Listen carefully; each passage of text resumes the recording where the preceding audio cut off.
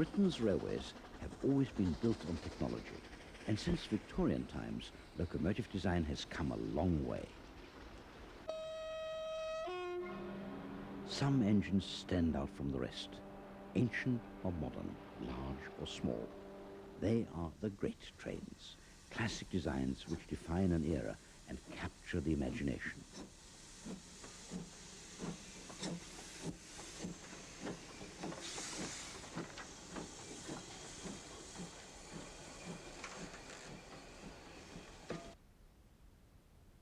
Since 1836, the dramatic mountains of North Wales have been home to the Festiniog Railway. At first, horses and gravity served the line. Then, in 1863, Charles Spooner commissioned the first steam engines from George England of London. The Festiniog Railway became the first public narrow-gauge railway in the world and prospered for over a century. In 1988, the railway held a special gala weekend starring one of the original locomotives. This is Prince, one of the world's oldest steam locomotives still in service, resplendent in her red company livery. The Festiniog was built to carry slate from the quarries at Blaenau Festiniog to the sea at Porthmadog. Slate traffic slumped between the wars, and in 1946 the line closed. Just 8 years later, restoration began, and finally the whole line was reopened for passengers.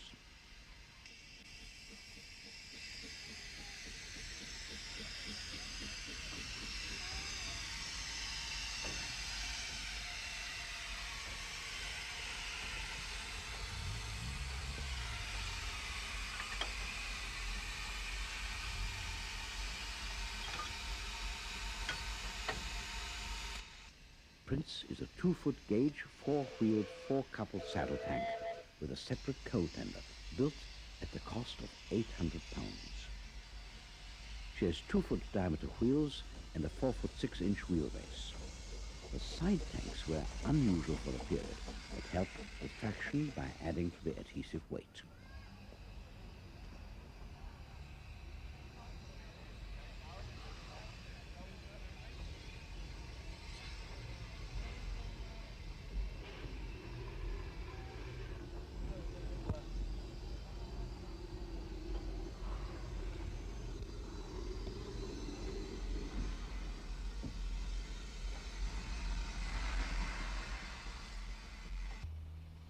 In service, Prince hauled 50-ton trains up the line at an average speed of 10 or 11 miles per hour.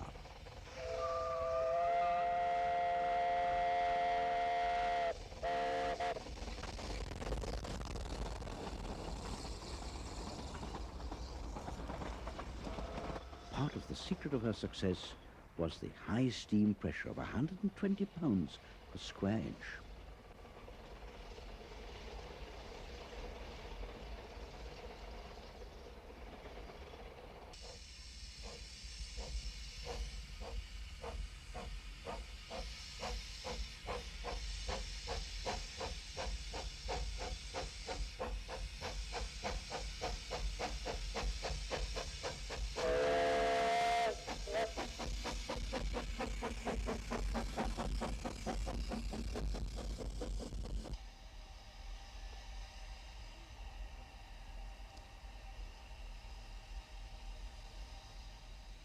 (1990) and another gala celebration. At Minford Yard, Prince prepares for the day's duties. In the early years of the railway, the empty wagons were pulled up by horses and the loaded trains rolled down on their own by gravity. Today, one of these historic gravity workings is recreated on the section between Minford and Gwyndy. But first, Prince must pull the wagons up the line.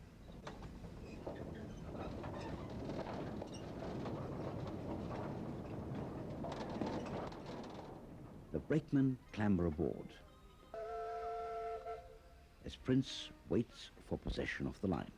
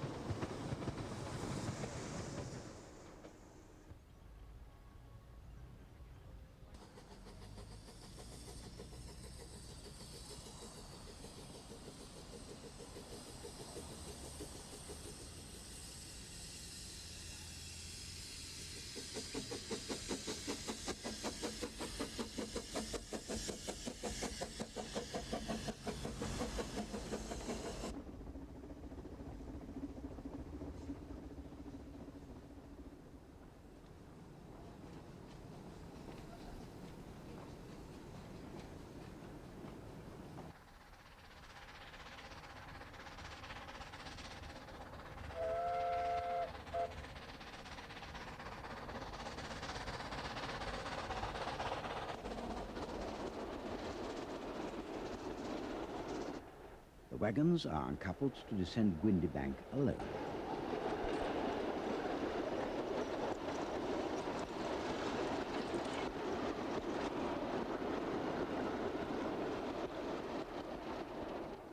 Speed is controlled by the brakeman who perch on the sides. Prince follows at a discreet distance behind.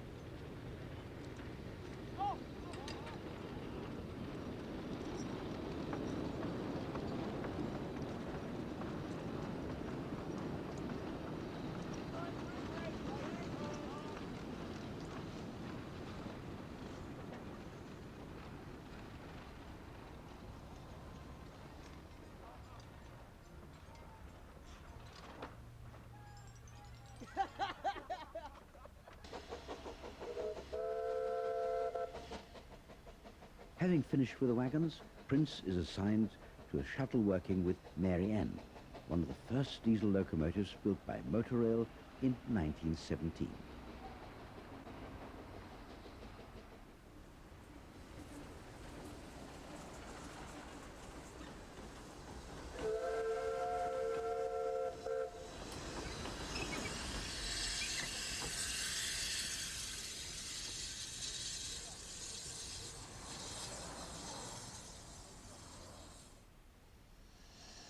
The Great Western Railway had a long tradition of multi-purpose tank locomotives. Many variations of saddle tanks and pannier tanks were produced at Wolverhampton and Swindon round the turn of the century. Eventually, there were well over 1,000 examples in service. The first of the 5700 class emerged from the North British and the Swindon Works in 1929. Produced under the direction of the Chief Mechanical Engineer, Mr. Charles Collett. The 5700 class was an immediate success. Here, on the Keighley and Worth Valley Railway, is number 7752, built for the Great Western in 1930 by North British. This became the standard Great Western pannier tank, a tremendously versatile engine, and Britain's most numerous steam locomotive. By 1950, no less than 863 had been built.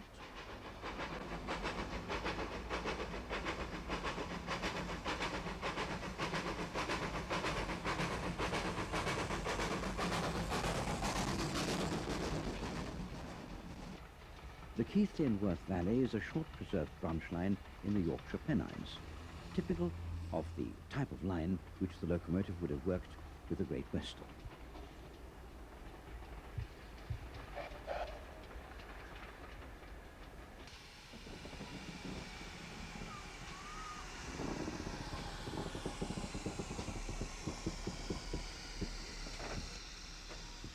By the early 1990s, number 7752 had returned to Great Western Territory and was working out of Buckfastleigh on the South Devon Railway.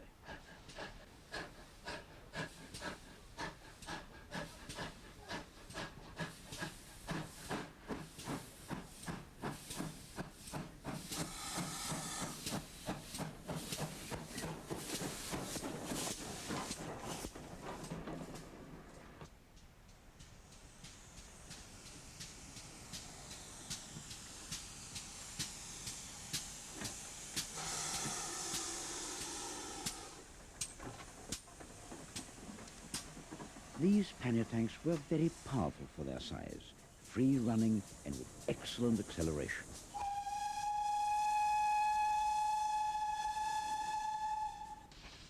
They are ideal for these short lines, and many preserved examples are still in regular service all over the country.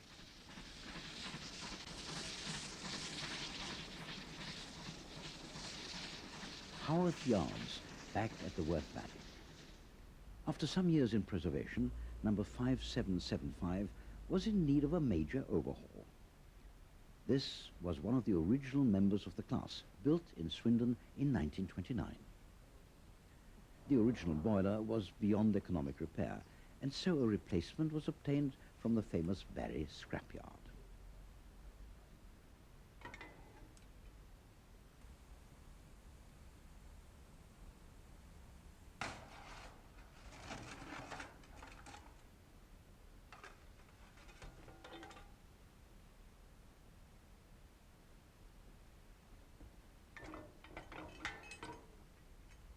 "5775 was sold to the London Underground and acquired by the Worth Valley in the late 1960s. Merlin, a Hudswell Clark diesel shunter, pulled the frames out into the yard so that they could be married to the new boiler. The frames had also been overhauled. This operation provided an unusual view of the motion.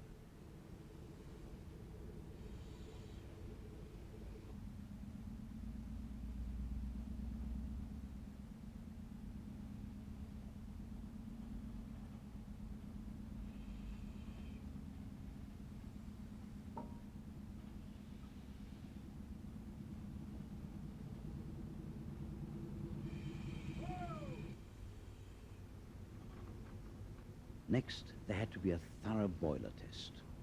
Cornhill Insurance Inspector Ian Stocks explains the process. We'll take the boiler up very gently to its normal working pressure, perhaps just test the safety valve for a few seconds and then let it quietly cool off again before it's returned to its frames, and then we will obviously do another steaming test then.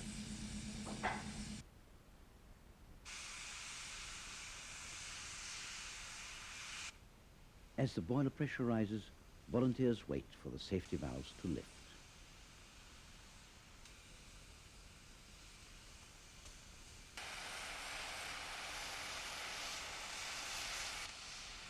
Test over, the result is announced. Ian Stocks, Cornhill Boilerman's passed it A-OK. We've just got a bit of sorting out to do, and then boiler's going back in frame as soon as we can. Won't be long till it's running again. Right, break me.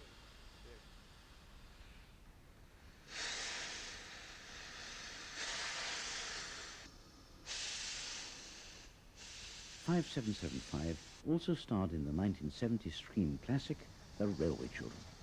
20 years later, the Pannier tank was restored to her unique film livery as the Worth Valley staged a dramatic reenactment.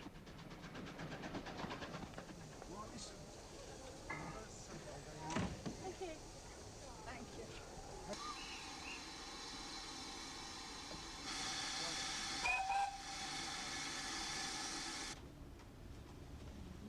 No speech from here, have we?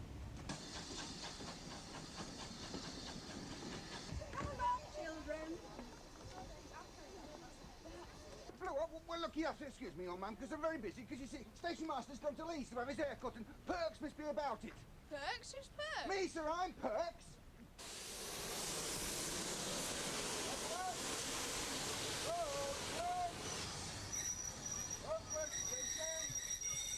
You must be Roberta. And Phyllis. And Peter, of course. Ah, very pleased to meet you all.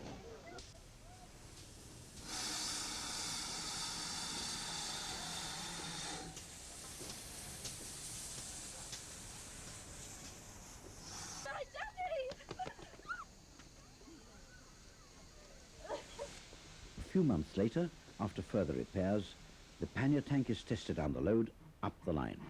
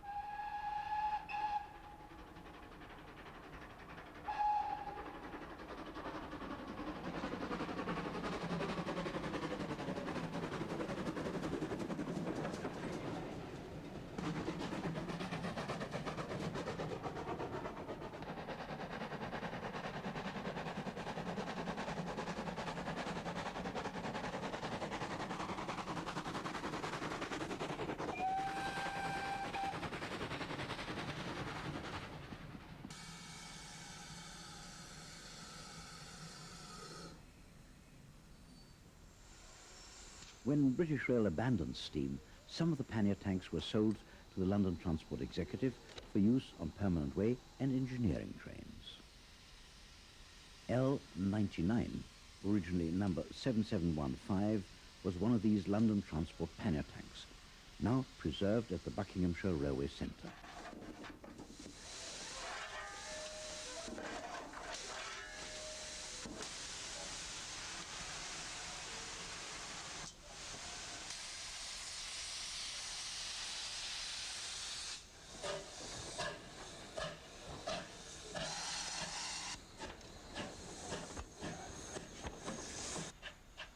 L99 was built for the Great Western in 1930 by Kerr Stewart and Company of Stoke-on-Trent. One of a batch of 25, she cost £3,160, and for most of her life she worked on China clay and other freight traffic in Cornwall.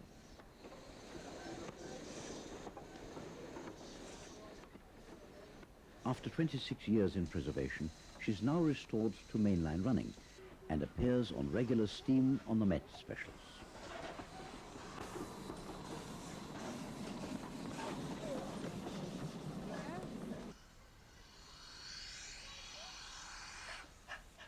The Great Western Society operates number 3738 from its preserved railway centre at Didcot. 3738 was a later model, built in 1937. Modifications included an improved cab and a top feed to the boiler.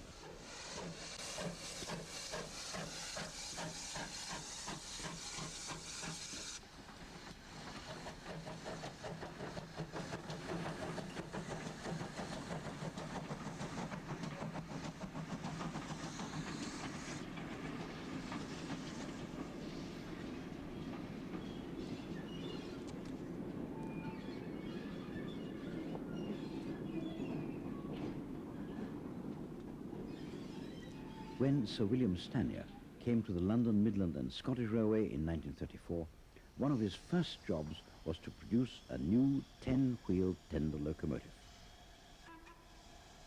The legendary Black Fives were the most efficient design of general-purpose mixed-traffic engines ever built in Britain.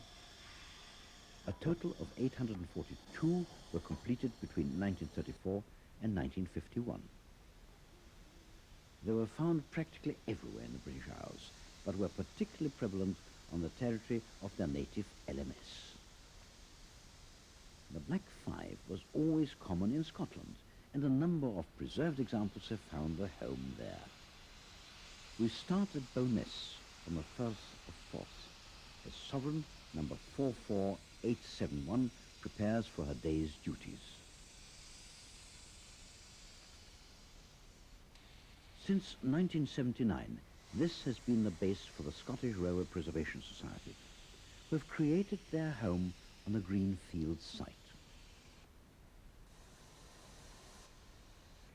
Sovereign was built in 1945 at Crewe Works and is one of the 17 survivors. As universal maids-of-all-work, they were invaluable. All were still in service until 1959. Members of the class survived in the northwest of England until the very last days of British Rail steam in 1968.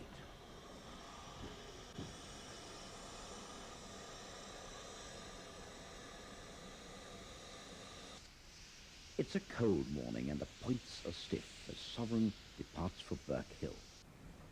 On a busy weekend, the carriages can be full, with 300 passengers on each train.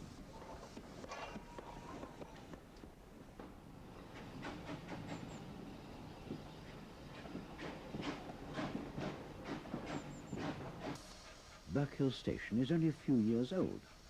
Passenger trains terminate here, but beyond, the line joins the Edinburgh-Glasgow main line. The original railway once served a great centre of industry, which produced iron, coal, timber and clay. It has all disappeared, and the line now provides a service for visitors.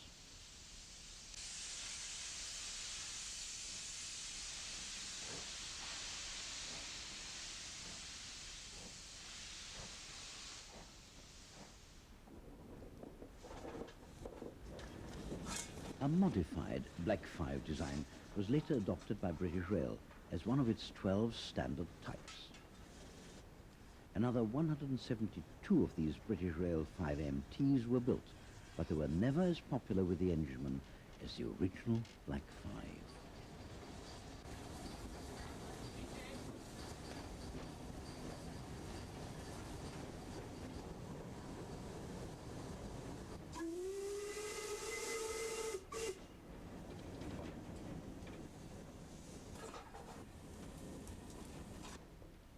Kinneil Halt, once a terminus, is now only a request stop, and trains rarely pause on their way down the line.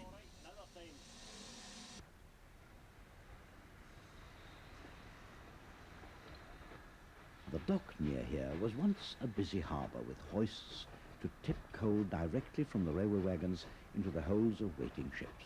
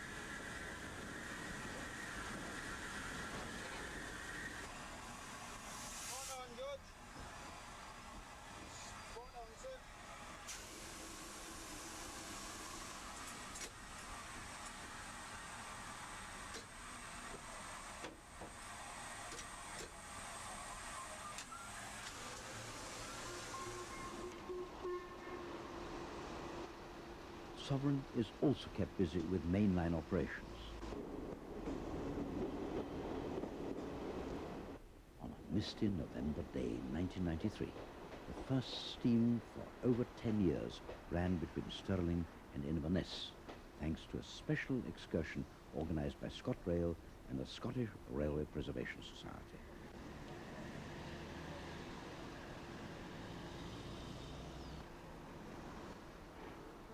The Highland Main Line runs for 118 miles from Perth to Inverness, and although never electrified, it's rare to see preserved steam on this line.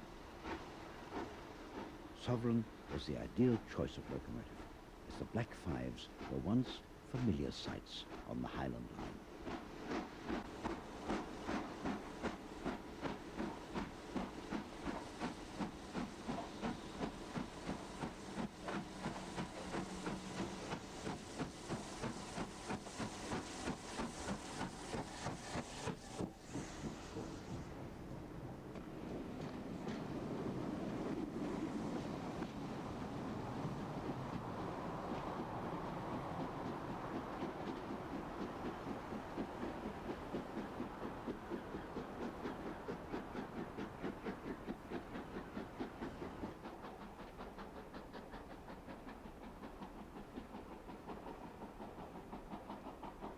North of Perth, the old Highland Railway follows the River Tay and the Tummel until the line branches north through the narrow defile of Killiecrankie. Here, Sovereign clings to the steeply wooded hillside before plunging into the Killiecrankie Tunnel.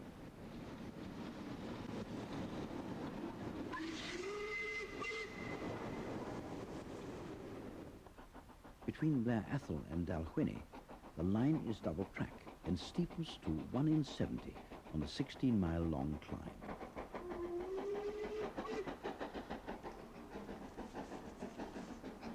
At Dalnacardoch, near the start of the ascent, Sovereign climbs into the mist and has to work hard to maintain momentum.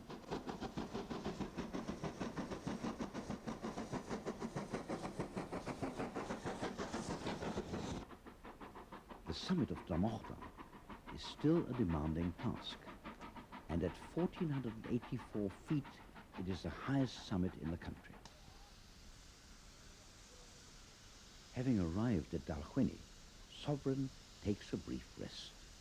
The pause provides an opportunity to see this splendid locomotive at close quarters, and dozens of people have gathered on a platform to watch her depart.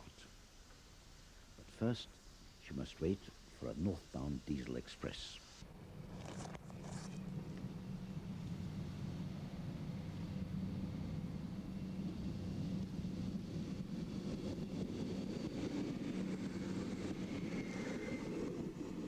Since preservation, Sovereign has also worked the West Highland Line, as well as travelling south to take part in the anniversary run of the famous 15 Guinness Special.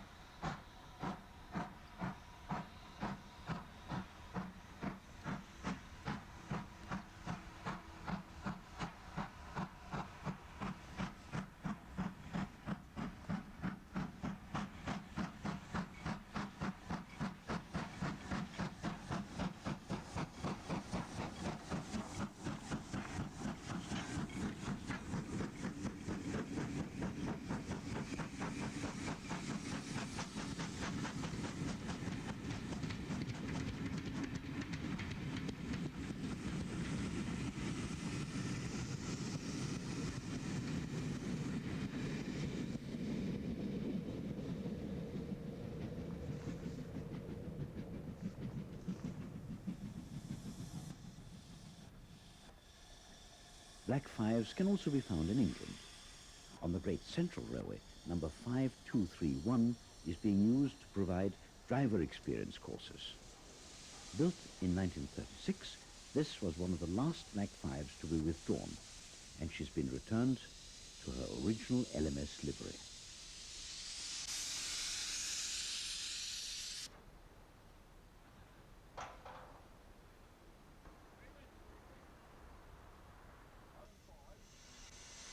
K4 or one of these?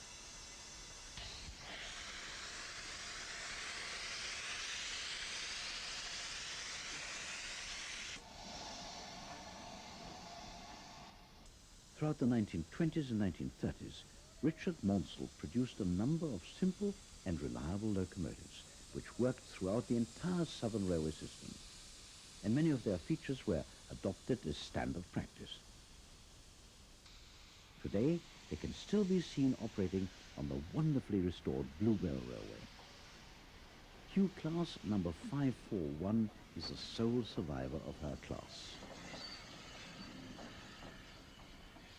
As people arrive at the station, 541 waits to work the first passenger train of the day. Since her arrival on the Bluebell in 1978, 541 has undergone extensive restoration.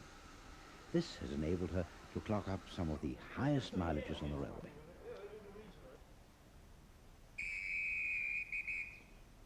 The Q-Class is an 060 tender locomotive intended for goods and light passenger duties, and was the last of Richard Maunsell's locomotive designs. Introduced in 1938, 20 were built. The last member of the class was withdrawn in 1965.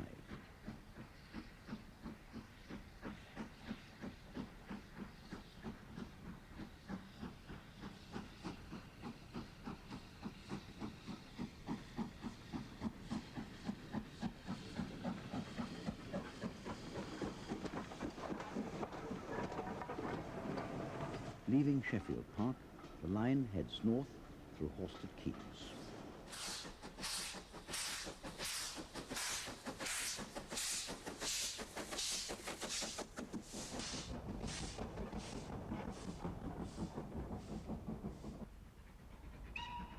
In common with most goods engines, Q-Class locomotives settled down to quiet but useful lives away from the public eye. Number 541 was based at Guildford, Horsham and Bournemouth. Withdrawn in 1964, she found her way to Woodham Scrapyard at Barry. She was rescued in 1973 and returned to steam 10 years later.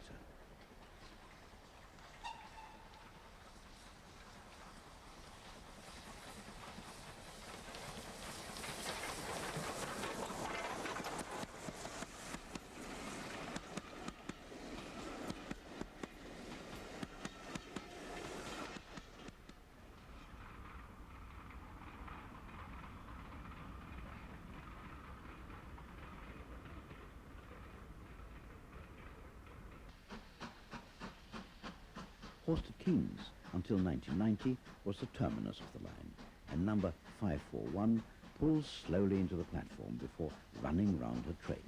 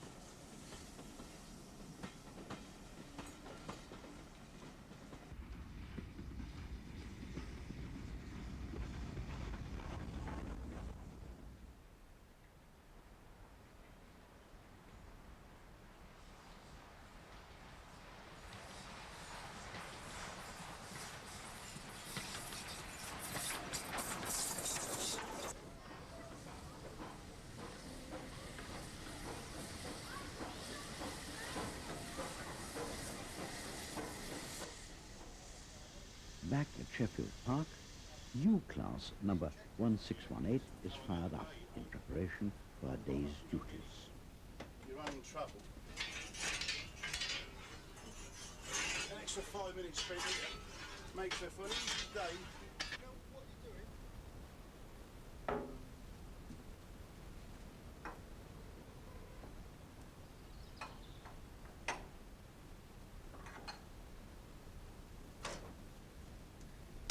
But we put one on here for ease of disposal.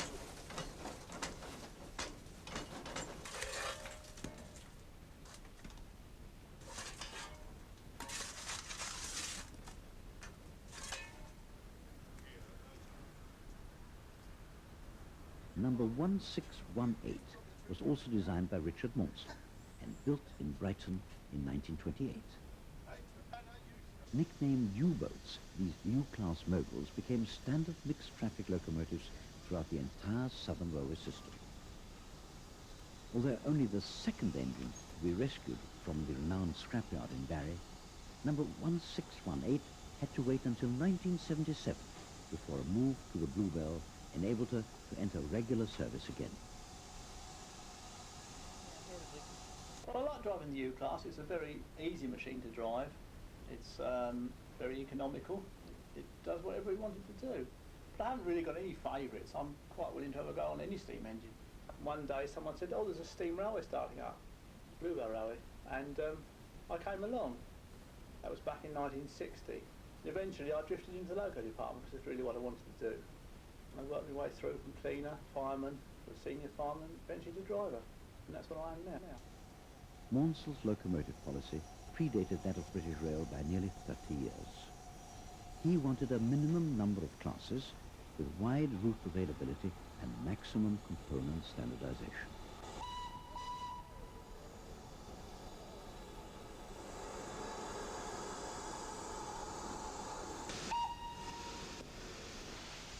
The U-class were derived from the earlier 264 River-class tank engines, which were rebuilt following a number of derailments, culminating in a particularly serious one at Sevenoaks in August 1927.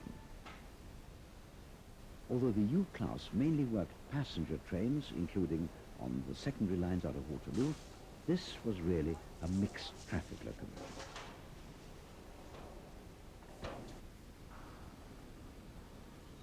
Fired, fueled and watered, number 1618 is now almost ready to depart. But first, there's a train to make up.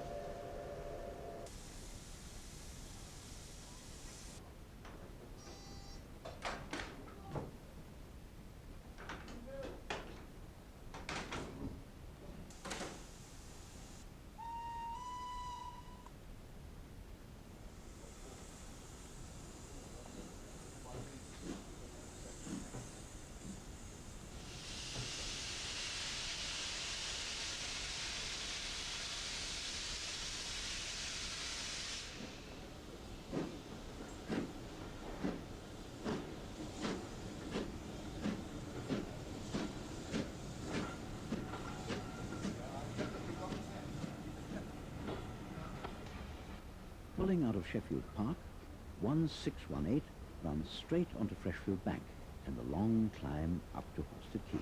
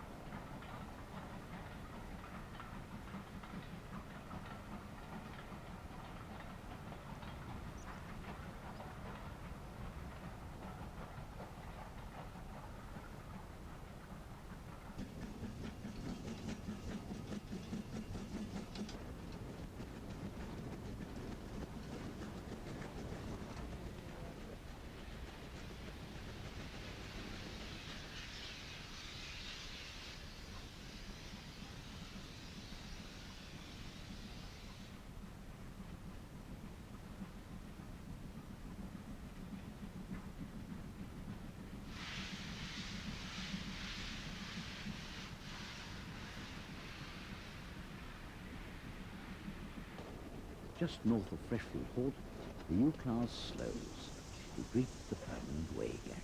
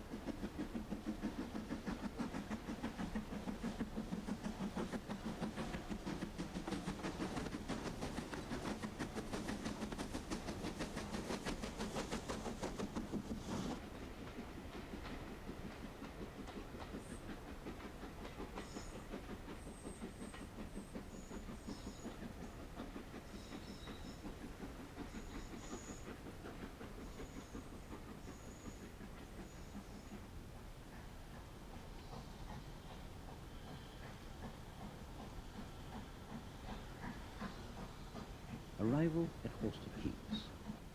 And here, passengers can disembark.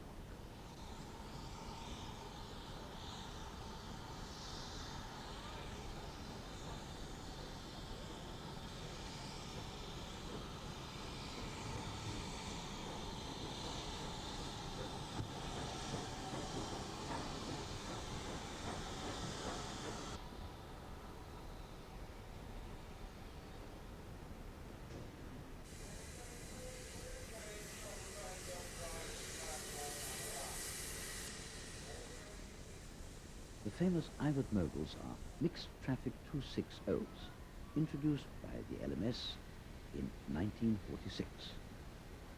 One example, number 46443, can be seen on the preserved Severn Valley Railway. The first 20 of these 2MTs were built under the direction of H.G. Ivert, but production later continued under British Rail. They were designed to replace the aging small locomotives used on secondary and branch line duties. Despite the nickname Mickey Mouse, they were incredibly reliable and formed the basis for two of British Rail's standard designs which followed. They were popular with footplate crews, and despite having wheels only 5 foot in diameter, they were easily capable of speeds of up to 70 miles an hour.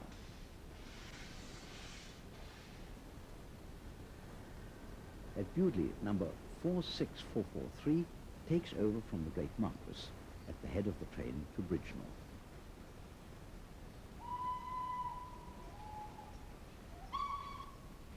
Number 46443 was one of 128 locomotives of the 2MT class. She was built in 1950 at Poole at a cost of £8,734.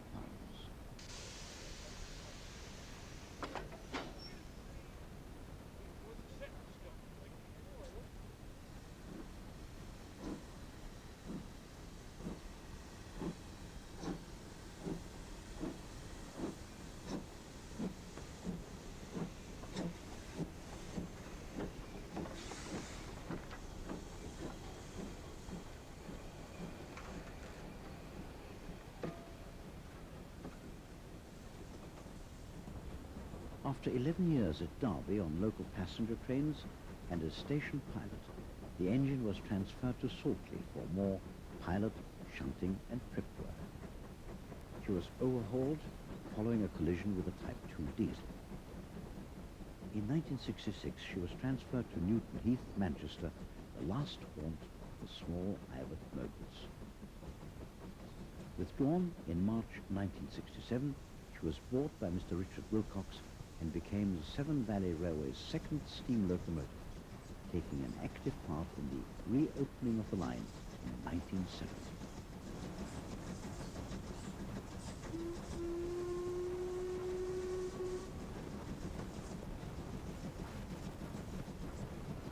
In 1975, the engine ran in red livery for the film The 7% Solution, and since preservation has clocked up the highest mileage of all the Severn Valley locomotives. She is also operated on the national network.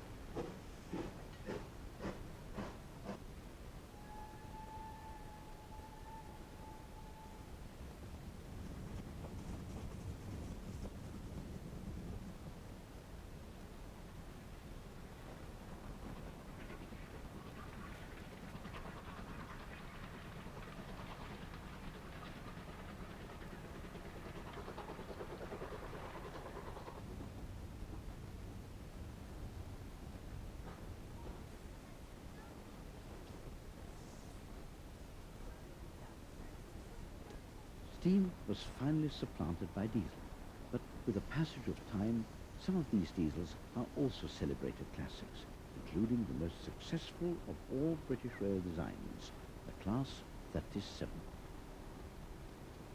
Originally, this was the English Electric Type 3 diesel, which was derived from British Rail's pilot diesel scheme and first appeared in 1960. From the outset, it was an immediate success, extremely reliable and able to handle almost any type of train. Class 37s, with their distinctive noses and earthy growl, are still to be found all over the British Isles. Here, in the Peak District, they operate out of Buxton and mainly haul limestone from the massive quarries which surround the town.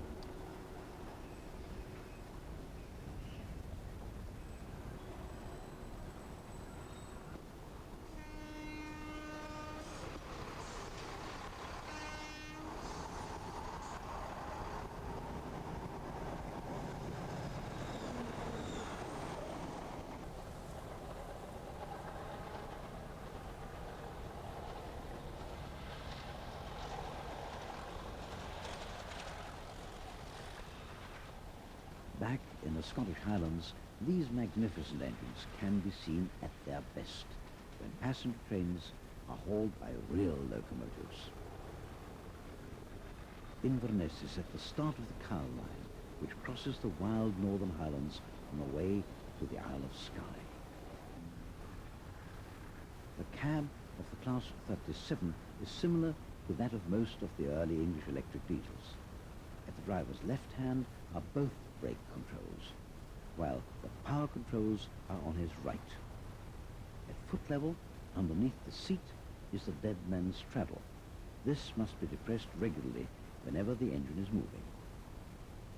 This wild landscape has never been an easy place to run locomotives, and in winter, the slow speed power of the Class 37 is always appreciated.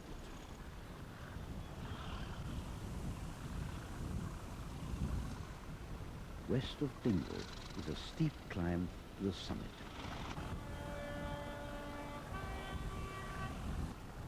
The country becomes even more barren, but the views are always spectacular.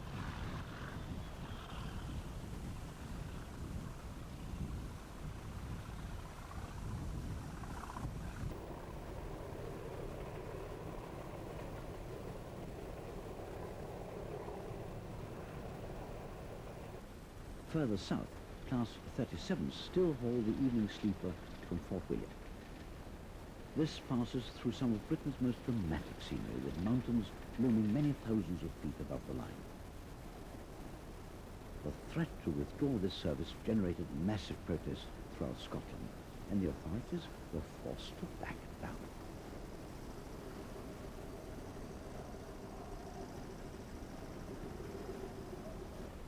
Here at Tulloch, the line curves round into the Braes of Lochaber, heading for Roy Bridge as the early morning sleeper nears the end of its overnight run from Glasgow and London.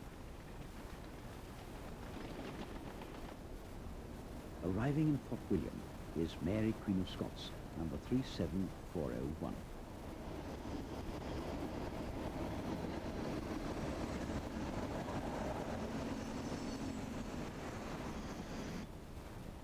With duties over, she runs around the train before returning to the depot. Built in 1965, Mary Queen of Scots has since been heavily refurbished. The original steam boiler has been replaced with more modern train heating equipment, and her main generator has been replaced by an alternator. Loch Long also dates from 1965. This is one of the Class 37s allocated to the Fort William depot. Today, she's been called upon to haul one of the summer excursion trains to Mallaig after dry weather and fire risk imposed a ban on the normal steam service.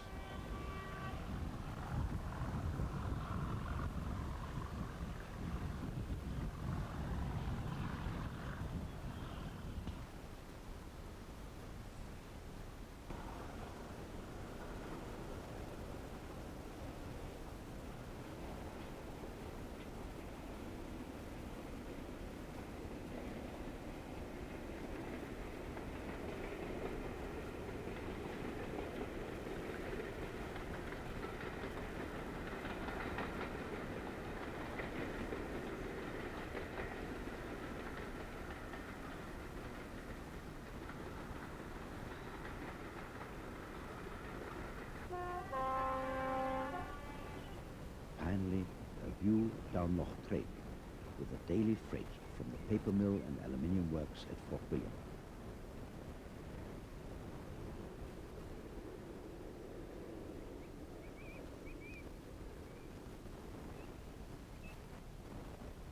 The Eurostar only appeared in 1994, yet this sleek international train is already a modern classic. Running beneath the channel between England, France and Belgium, they have to be able to swap between 3 different power supplies and are the fastest trains Britain has ever seen. The Class 373 is based at depots in England, France and Belgium, making it a truly international locomotive. GEC Alstom delivered the UK3 set early in 1994, and it was soon making test runs into Waterloo. The Eurostar sets, formerly known as Transmanche Supertrains, are based on the French TGV design. The Belgian set, UK1, appears at North Pole, the new international maintenance and servicing depot to which all the British units have been allocated. All the Eurostar sets are articulated with an extra motor bogie on the coach next to the power car. The push-pull Eurostar sets were never designed for towing.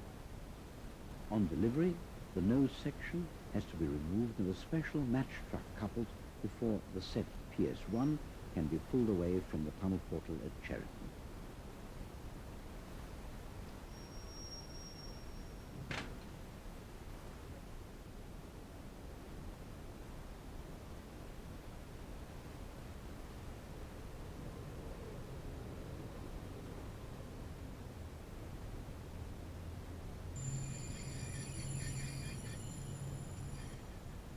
Now we follow a set on one of the test runs down through Kent, beneath the Channel, and across northern France to Paris.